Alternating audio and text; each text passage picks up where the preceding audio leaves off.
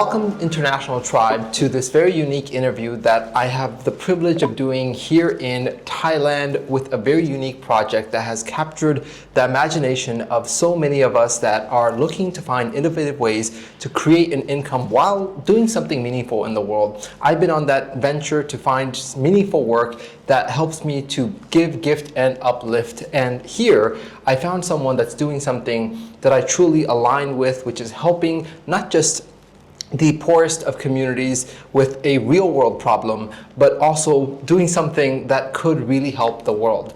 And in the process, we're able to align our entrepreneurial endeavors to make an amazing income.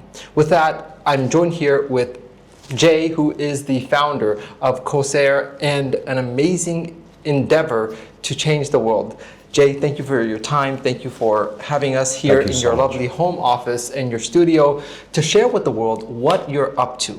With that, give us an introduction into who you are and how you got into the world of entrepreneurship. Thank you very much. So I'm originally from Finland. Nice. I have been living here in Thailand now for just about 20 years. Wow. So Thailand is very much the home. And in 2020, we launched a company called Corsair, and we begin our journey on the plastic waste advanced recycling business.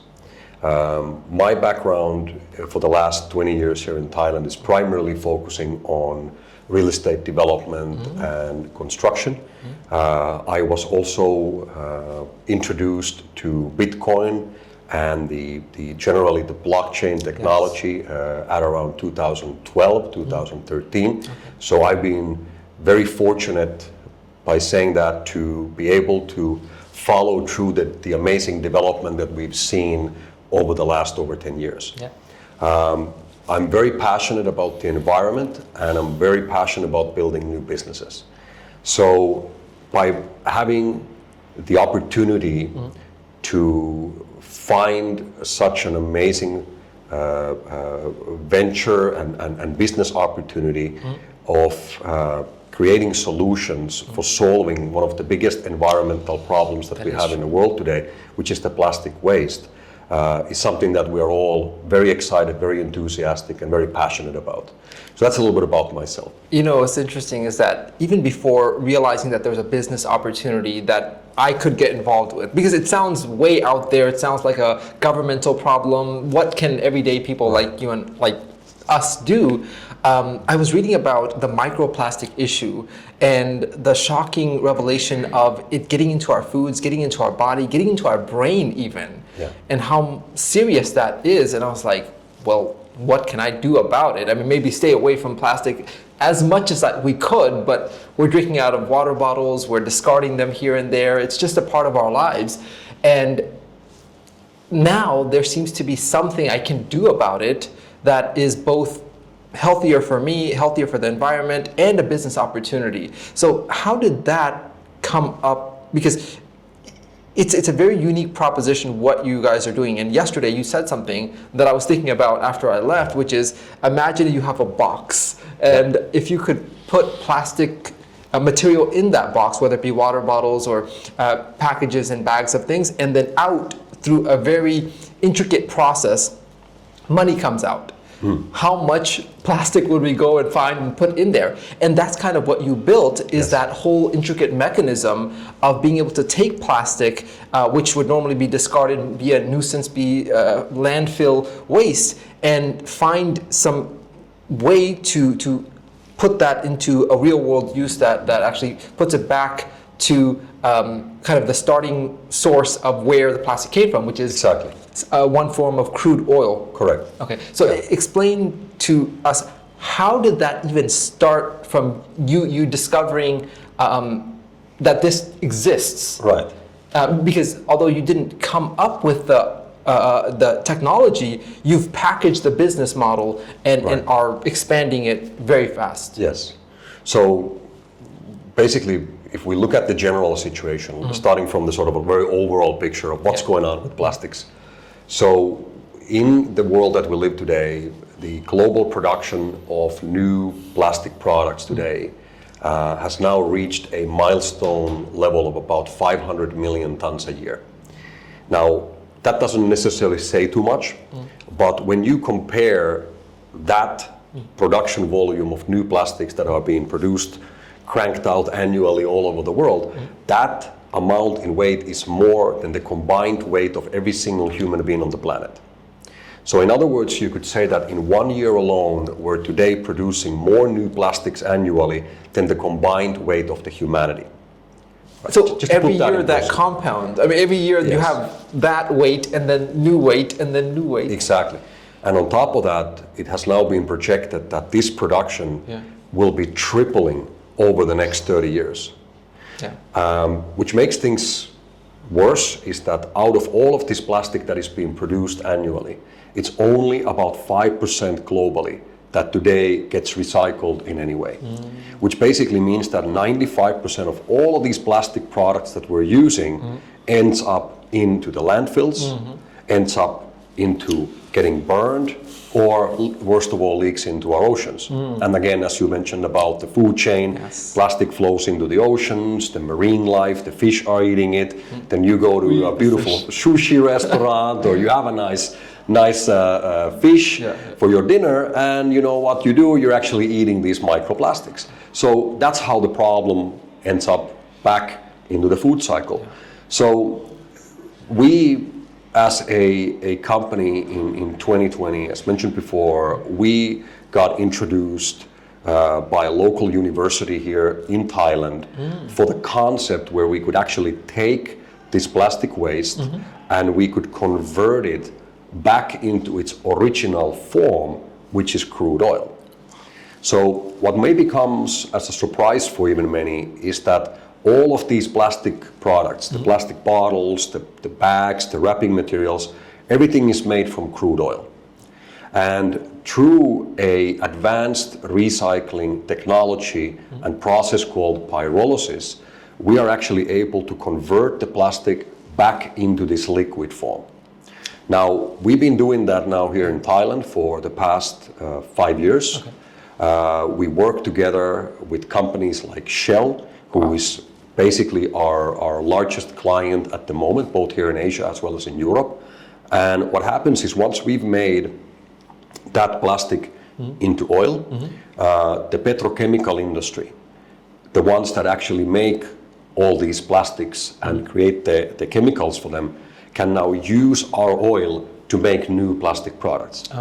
So in simplified terms, an old plastic bag gets converted into oil, and then that oil can be used again to make a new plastic bag. This leads into more circularity, where we can now create more environmentally friendlier and sustainable new plastic products. And at the same time, it reduces our need for the crude oil and pumping that oil from the ground, when we can already use the garbage that we have here to make the plastic that we need on our daily lives.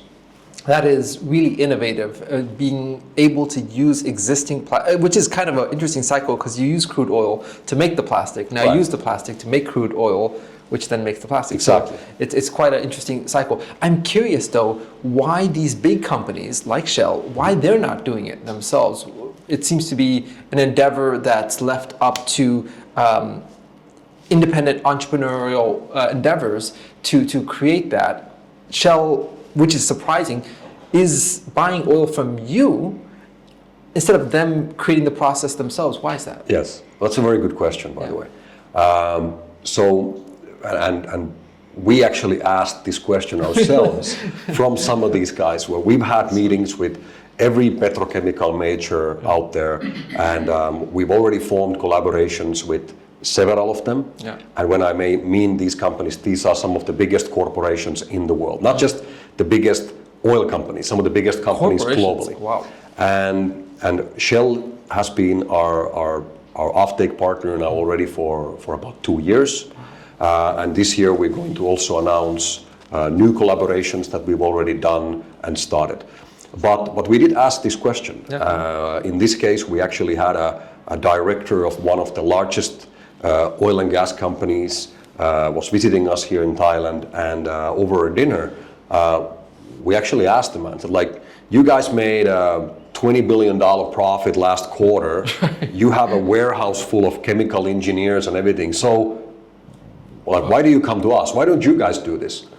And his answer was actually quite brilliant. There was 2 steps to this. Number 1, they don't want to deal with the garbage. That's the biggest point. When we think about our actual operation, what we're doing is obviously we are dealing with waste, which means that we're dealing with landfills, we're dealing with waste sorting, we're dealing with all of those things. They don't want to get involved with that. That was their first answer. They don't want to deal with the garbage. They simply want the oil product, and that's it. And they're very happy to support somebody to do that, but that is not their business. They're oil and gas and petrochemical companies. They're not waste management companies. And this is also what people often maybe mistake. When we talk about oil, what these guys, in this case Shell, what are they buying from us? They're not buying actually oil, because they got a lot of oil. They're pumping out, I don't know how many million barrels a day or whatever. They got enough oil. What they're actually buying from us is liquid recycled plastic. So yes, it comes in a form of oil, but actually it's not oil as we think of it, right? They got plenty of that. They don't need us to do that. But what they need is they need the recycled plastic. And the reason is that with all new, already existing and new regulations that are being implemented, for example, starting from this year, 1st of January, the plastic manufacturing companies, which are these petrochemical majors, that are now dealing, for example, within the European Union area, are obligated to use now a minimum of 30% recycled raw material in the manufacturing of new plastic products. So what happens there is that they are required to use these recycled feedstock raw materials in their production, and if they don't, they're paying very, very high penalty taxes for the EU. So because of this regulation, there is now a massive demand for recycled liquid plastic, which is what they're truly buying. So the first reason is that they don't want to deal with the garbage. The second reason, which I think he in this case, this gentleman made a very good point. He said that this industry, as they see it right now, is still in such an early stage, which means that you need the entrepreneur. And this comes back into your topic and the topic of the show here, is also that you can't, as a major corporation, hire a bunch of guys who work from Monday to Friday, 9 to 5, and say, hey guys, go build this new business for us. Doesn't work like that. You need the entrepreneur who is going to grind for the 5, 6, 7 years and get the business to a point where then they can come with their big oil dollars and say, you know what, you've done a great job. How about here's your package, here's your deal, let us take over, and now you come and work for us for the next 5 years. These corporations, they don't build businesses, they buy businesses. And our industry is still at that stage where you need to have the entrepreneurial spirit to go out and make it happen, and then these guys can get involved. So, I mean, I think it's very practical and it makes a lot of sense, but it was great for us to also hear, because like I said, we had the same question. Why do you guys need us, right? And okay, that's it. I'm sure that will be at the forefront because you guys have done a lot of foundational work, but of course nothing as big as these oil giants that can do any of these. Oh, absolutely. And it's very important to note that I think you used the example of McDonald's doesn't produce their own ice cream machines or their own they don't have their own, let's say, construction company to build their own facility. They're in the business of what they specialize in, and everything else they hire other companies to do. And in a similar way, I think they want to focus on their space, which is the oil and getting that out of the ground. And whenever it's right, they'll buy into these entrepreneurial endeavors. I wanted to cover 2 very major areas. One is why this unpatented technology that we're utilizing, just like Apple, that didn't necessarily make many things, they just put it together in a convenient way and had the appeal of the market and weren't first to market, but really captured the market as well. I think we are doing something similar here. So explain why someone else who can go out and buy this pyrolysis machinery would not be a threat to what you're doing. Yeah, that's another great question. Yeah. I love it. It's going to take a minute to explain of course. this topic. It's very important, though. It's very important. Okay, great. So, and you know, obviously, it's a very valid question to talk about competition and how do we see competition, what's the market, and so on and so on. So let me just give you the sort of parameters that where we operate on this. So, first of all, when we think about our positioning on the market as a company and a competition and such, unfortunately, so we're not going to run out of raw material. That's the point number one, right? These 500 million tons per year, which is set to grow and triple in the next 30 years, means that we are going to be having a lot of raw material if we want it or not.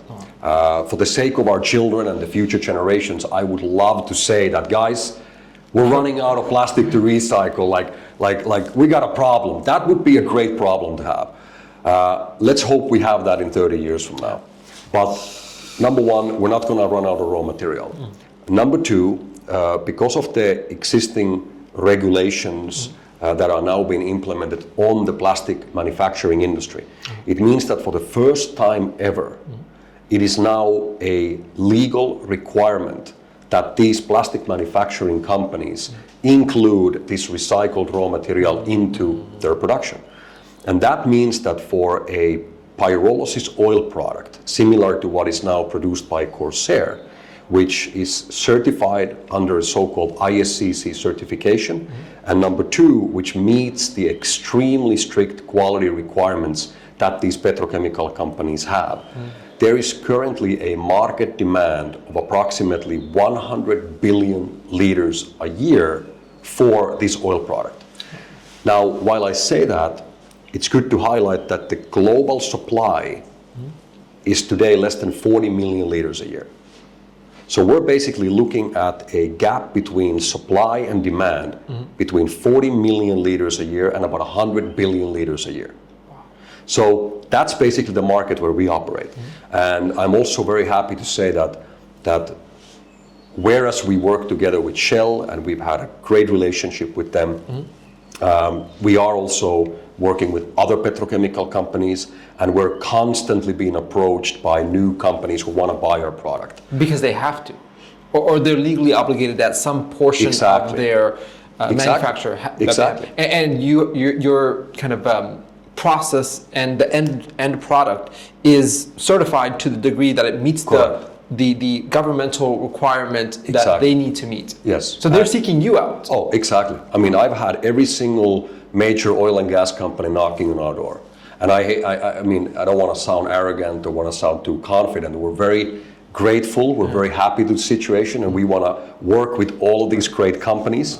But that is the situation. So we are in a very, very fortunate situation where our product is in massive demand right now. Our biggest problem is that we're not able today to produce enough of it, because every single liter that we produce anywhere globally is really being taken off our hands immediately. Wow. So that's a good situation. So number one, we're not going to run out of raw material. Number two, we're not running out of demand. So when it comes now to competition and it comes into this, let's say, proprietary technologies and such, as I mentioned earlier, my background is in real estate development and construction. So we chose very early on in our company's beginnings that we are not looking to become or looking to operate as a machinery manufacturing company. That's not our business. We're not a technology company. We want to be the project developer and then the operator. So similarly, like you said, your example, I've used an example that Starbucks doesn't make their coffee machines. Right? I mean, why would they, right? They're not in the manufacturing business. No, they're an operator.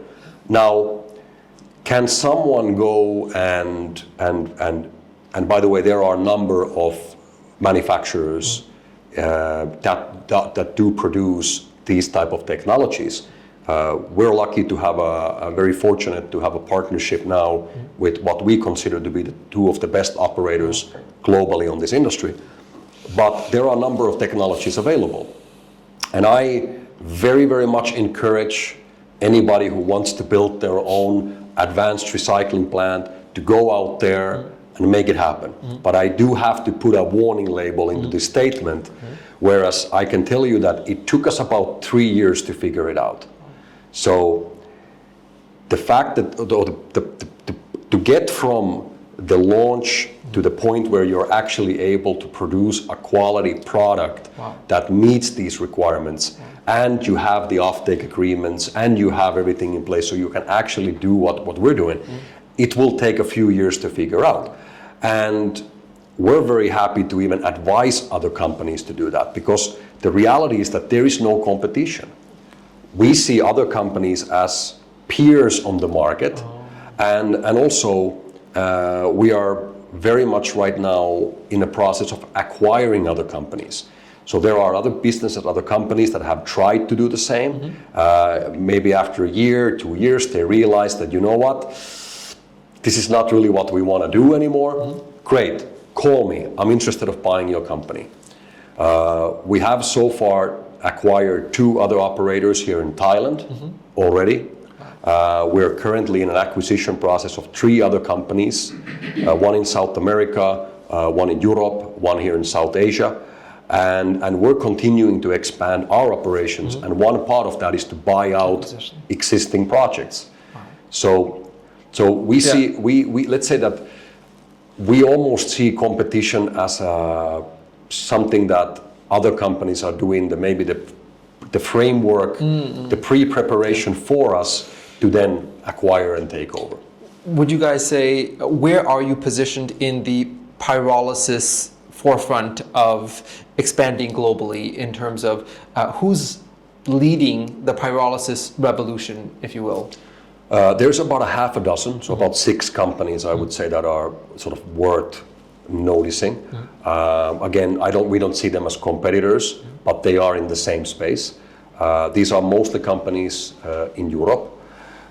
Corsair today is by far, I mean, even with a shadow of a doubt, we are the fastest growing.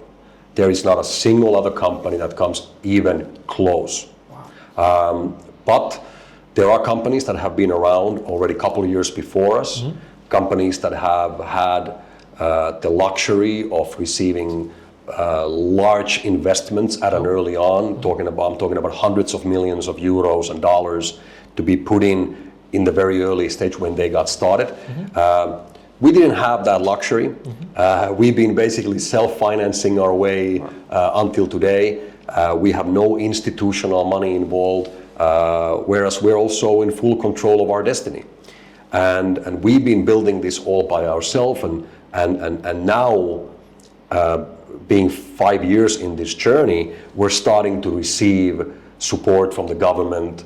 We've received a grant from the Finnish government, grant from the Dutch government. So things are starting to open up on that level as well. But when we look at the market and other operators over there are other operators that are basically doing the same, but nobody's expanding at the rate that we're doing. Wow, that's a lot to take in because, again, I look at it from a standpoint of how does the everyday person like us participate in something, and that's what you've also opened up, because this could have been just a venture capitalist opportunity, something that where people needed $1 million, $10 million. You guys are now collecting hundreds of millions of dollars to expand globally.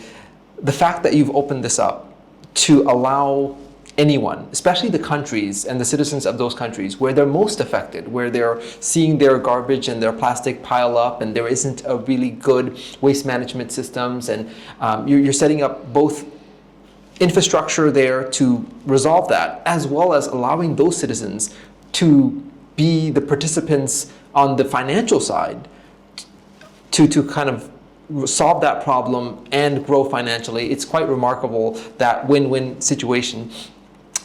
Why have you taken a network marketing model approach, whereas you didn't have to? You could have gone venture capitalist. Another very good question. We always believe that the bigger the problem, the bigger the opportunity. Yes. And by saying that, I believe personally that this plastic waste problem that we have today, which again, just to remind everybody, is I mean, one of the biggest environmental problems that we've ever seen. Yeah. I mean, you just go to any of the beaches in the Philippines, in Indonesia, even here in Thailand, you see it. You walk around the beach, you see all the garbage flowing around. You go a little bit away from the beaten track, and you're going to start to see these landfills that are all overflowing with plastic garbage, and it's only going to get worse. So we have to take action now. That's the bottom line. If we don't start seriously building a global plastic recycling infrastructure, we are going to literally drown under all of this plastic waste. And that should be the target of all of us. And I know that when we work together, we are going to be able to solve this. So what's the result? And what is happening on the field of regulations, and how does this one come down to the individual and also involving our operations with direct sales and network marketing? So first of all, the United Nations, European Union, all the governmental entities are in full alignment on the fact that we have to solve this problem. What's the way to solve it? Well, the easiest way to solve it is to create monetary value on the plastic waste. That's it. It's that simple. And this is very much a same approach that has been done since 1990s with the carbon emissions. So many of the viewers might be familiar with carbon credits, or at least heard about the carbon credits. In the simplest way, the ones who pollute will have to pay for the ones who pollute less and clean. Well, the exact same model is now being applied to plastic. And there is a global rollout of the use of the plastic credits. Plastic credits, in this case, is a digital receipt which proves that plastic waste has been removed from the environment. So basically, when Corsair goes out and collects plastic from the landfills, or when we work together with many of our contributing partners, for example, here in Bangkok, we have the largest slum area in the country, with about 140,000 people living in extreme poverty. What we've done over there, for example, is we've set up a plastic waste collection center where these people can come and they can sell their plastic garbage to us. Wow. So there's a drop-off point, there's a scale, there's a guy with cash in hand. People can show up with wheelbarrows and bags, and they'll just bring their plastic, and we'll wait and we'll pay them price per kilo on spot. So what happens now is there is now a value on that plastic waste. Number two, the people that truly need the support are now getting an extra income while cleaning up their own community.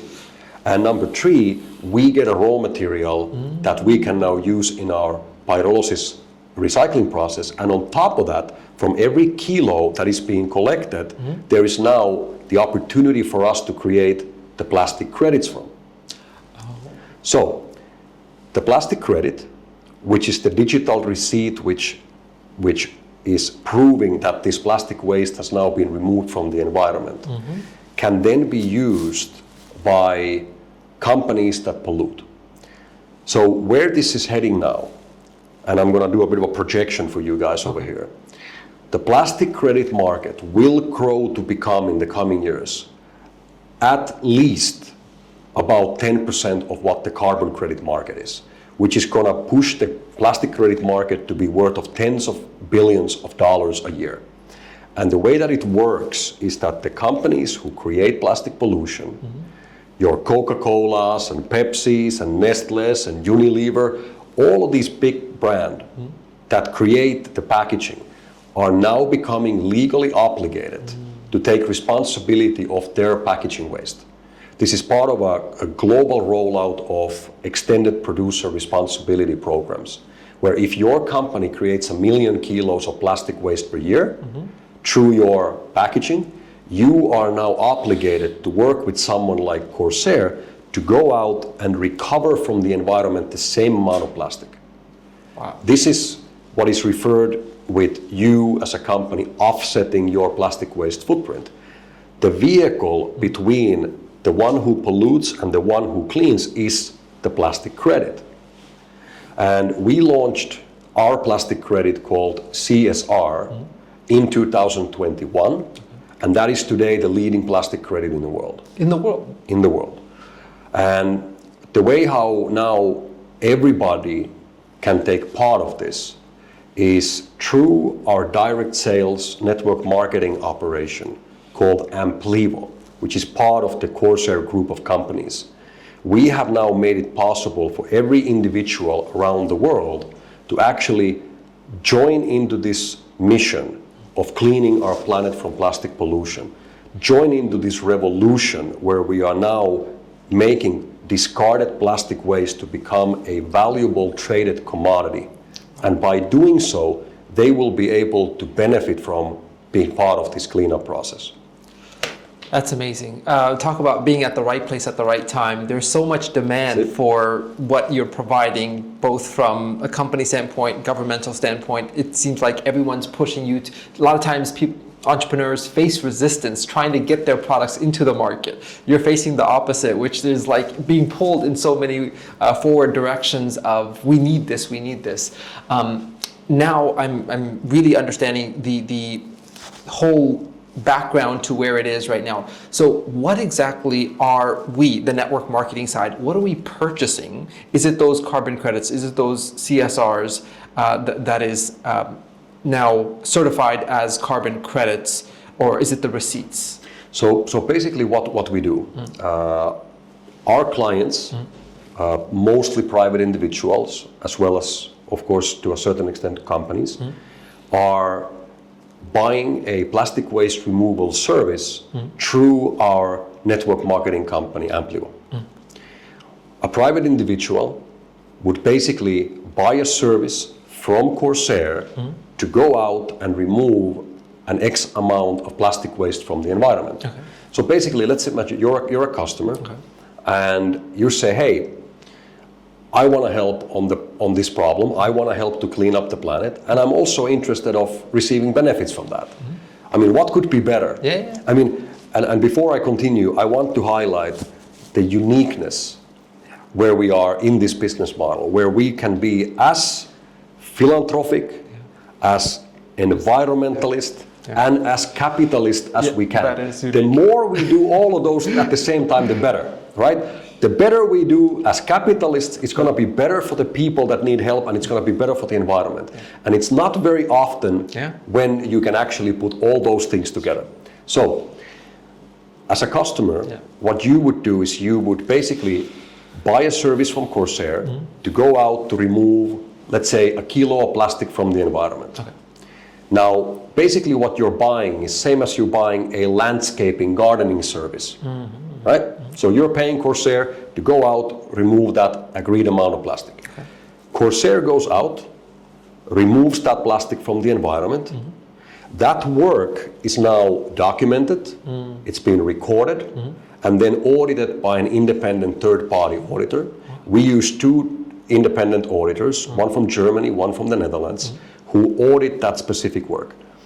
Based on that work getting completed, you as a customer now receive the receipt from that work in the form of an ERC20 digital token, which is the plastic credit CSR.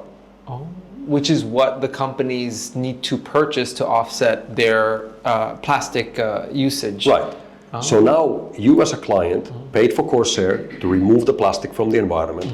Once the work was done, as a receipt from that work, you now receive those plastic credits. Okay. Now you as a customer, you have now two options. You can either decide to offset your own plastic waste footprint, whereas you as a private individual, during your lifetime will create, like all of us, about 5,000 kilos of plastic waste. So you could say, hey, listen, I want to do my part like I've done. I have actually offsetted Your cost. officially or documented my personal plastic waste footprint, which is 5,000 kilos, approximately. So you could do that, or you could say, you know what, I'm just gonna sell these for someone else. So on that option, you could take those credits, which operate on the Ethereum blockchain, and you could basically move those credits to any of the public exchanges that are trading the CSR plastic credits, and you could basically go and sell them for someone else. Now here's the interesting part. Okay. Starting from this year and during the next 12 to 24 months, mark my words, every developed country in the world is going to roll out one after another with national requirements where companies that create plastic pollution are going to have to take responsibility of their plastic waste footprint, which means that it won't be anymore a voluntary action like it has been over the last few years. It will now become mandatory by law. And we've already seen companies like Pepsi getting sued by the state of New York. ExxonMobil in the US got just sued by the state of California.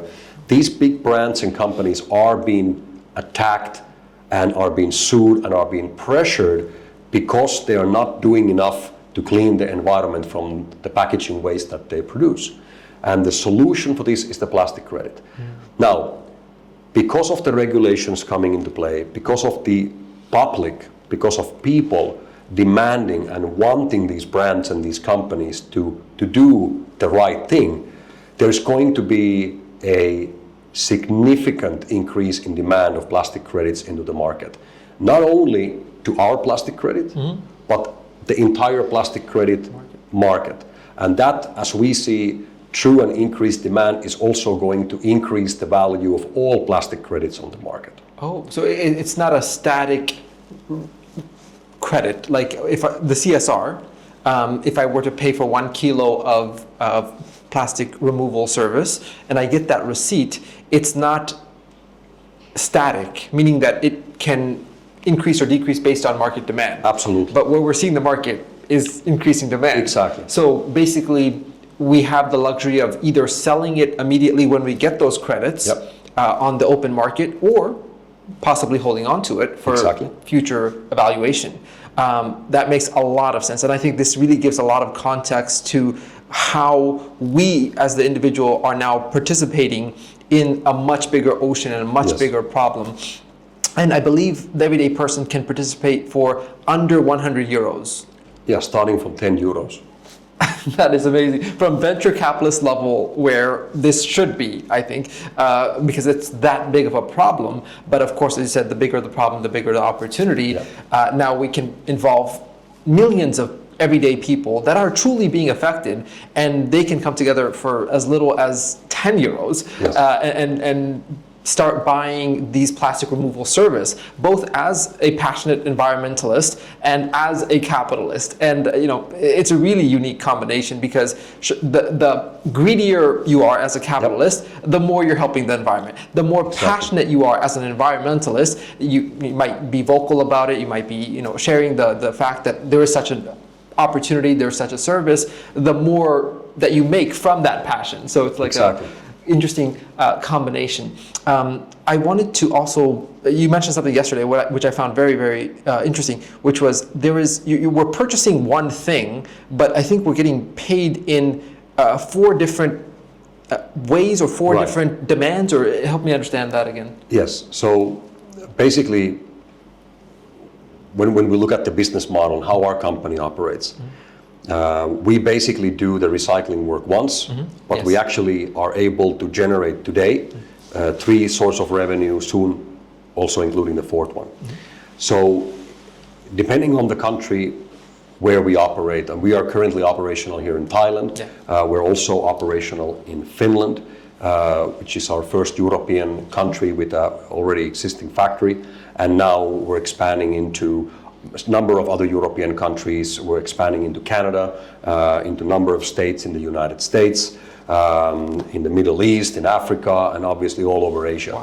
So Our target really is to bring these factories into every corner around the world, and that's also where the people, our customers, are supporting us by buying the service. They're helping us to build more of these plants. Wow. And I'm also very happy to say that now, as we've grown through those early stages, now we are also able to attract also that venture capitalist money, and hopefully in the future also additional support from the governments and such. But when we look at the revenue models, so depending on the location, for example in Europe, in North America, we would actually be paid to receive the raw material. So this would be the first source of revenue when you look at our operation part.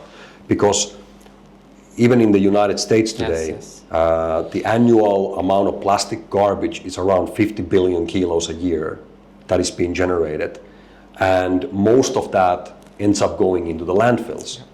Currently, the landfill owners are getting paid for that garbage to be dumped into their landfill.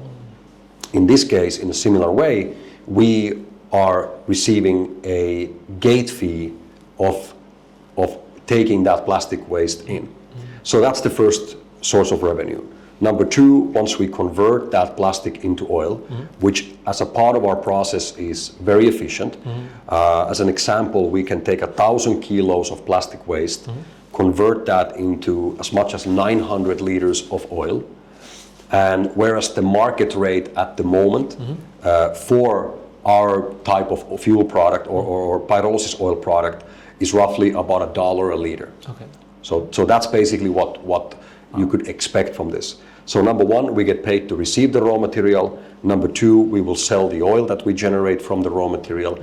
As a result of that on the side, we are also now entitled to create the plastic credits, which are basically a side product from the work that we're already doing. And then last but not least, we're also now able to involve with the carbon credits, which is the fourth revenue that we can generate from this operation. There's a development that is happening right now, which is not involving us, but we are a part of the industry, where we will be also able to access additional rights for issuing also carbon credits in the future. But that's still in the works. It's a good future. But it will definitely be there and continue to support our growth. You know, I took a 32-hour journey from the States to here, and just last night, from what I learned about everything that you said, I was like, wow, this was so worth coming out here, because as an entrepreneur, we're looking for the opportunities that allow us to be at the right place at the right time. And this is one of those places, because it is something we know that's a problem, but up to now, what could we do about it other than, being environmentalists and trying to take care of our little communities?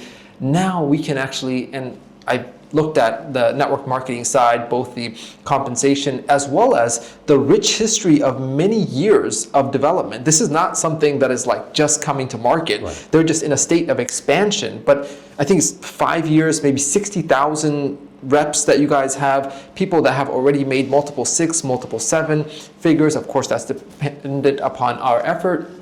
But the fact that people have, through such a kind of win-win, positive for our communities, positive for the environment, positive for global trend, made such income. It's one of those rare places where we're in alignment with where the world is headed. And so it's a really frictionless, I'm sure there's a lot of things that you guys have done in the back end to make it so that we can enjoy, being in the right direction of where the world is headed.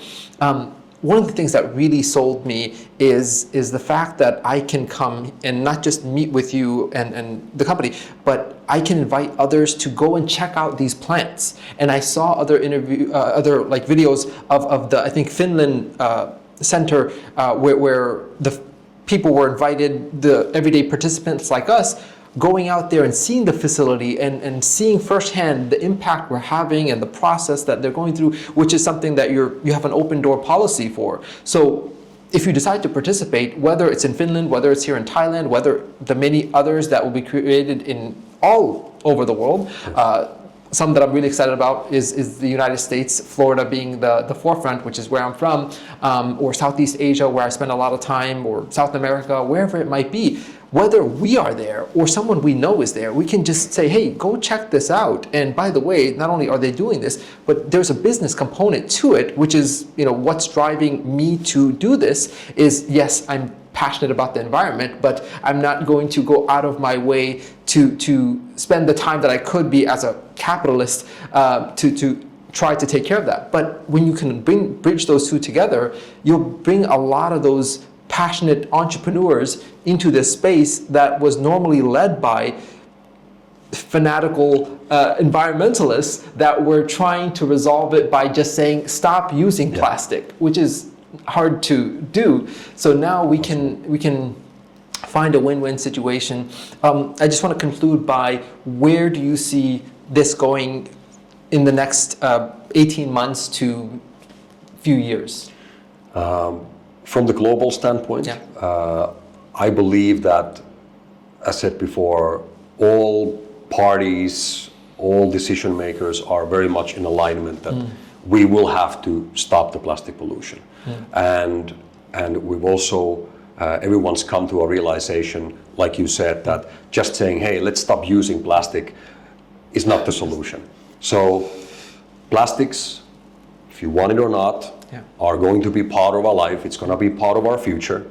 And we need to look at plastic in a way that it's not the plastic itself that is the problem. It's what do we do with it after we've used it. And I believe that on a global scale, in the next 30 years, we are going to be able to get to a point where plastic waste is recycled exactly in a similar way how we are today recycling metal, glass, and paper. It will just become a recycled raw material. It has a value, it's being collected, it's no longer going into the landfills, it's no longer going to be burned, it goes into proper recycling. And that's where it needs to be. And that, I believe, is possible on a timeline of about 30 years.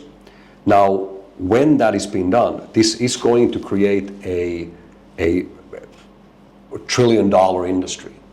And there's going to be a lot of opportunities. There's going to be a number of billion-dollar companies that are going to be created as a result of this. There's going to be a lot of wealthy people that are coming out of this new economy. But on top of that, there is going to be millions and millions and millions of people around the world that will be able to benefit from this economy. And these can be people from the poorest areas, from the poorest communities in the world, or, like for example here in Thailand, fishermen that we work together with. Fishermen that go out and do their daily work, and as a result of that, they have plastic waste which is stuck in their nets, which typically they would throw into the water. Now we actually pay for the money to bring it on shore. Wow. So these types of things are now possible on a global scale. We as a company are aiming to become one of the largest advanced recycling companies of plastic waste in the world. We have an ambitious target that around 2030 we would be able to produce more than 1 billion liters of pyrolysis oil annually. Oh, wow. Which sounds like a lot, but when you look at the market demand, it's actually only at that moment satisfying 1% of the global demand. So when I say ambitious, it sounds like a lot. Actually, well, if you're aiming for a 1% market share, it's not a lot, right? Yes. But we are aiming to build these plants all over the world, bring our environmental industrial solution to every corner around the planet where plastic waste is a problem, help millions of people to earn new income opportunities as a part of the new plastic waste economy, and also on top of that, through the Amplivo Network marketing company, to help people to build financial independence, extra income, and create fortunes that can last for generations. But most importantly, at the very core of everything that we do is always our mission of cleaning this planet from this plastic waste that is killing it. And as a result of that, leaving a greener, healthier, and safer future for our children, our future generations. with that, thank you for tuning in to what was a very in-depth and enriching conversation for myself, first and foremost, and of course, a lot more to come from Jay and this wonderful endeavor that we're all partaking in to create something truly meaningful out there, and why not in the process make it monetized, and that is the right incentives for us to change the world, where it involves not just our hearts, but also our wallets. Thank you, and we'll catch you on our next continuous effort to change the world.